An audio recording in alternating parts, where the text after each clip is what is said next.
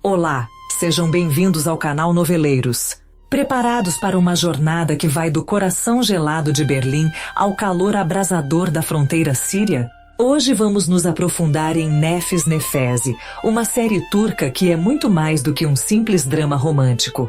Imagine pegar a busca por uma identidade perdida, misturar com o perigo do contrabando em uma zona de guerra e finalizar com uma dose pesada de segredos de família. Soou intenso? Porque a realidade da série é ainda mais. Nefis Nefezi, que em português significa sem fôlego, é daquelas séries que te prendem do início ao fim.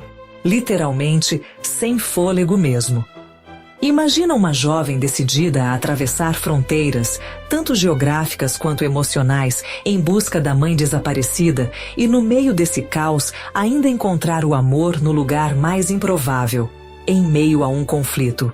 Pois é, essa é a jornada de Ruya, uma mulher que desafia o destino e o perigo com uma coragem de arrepiar. Roda a vinheta.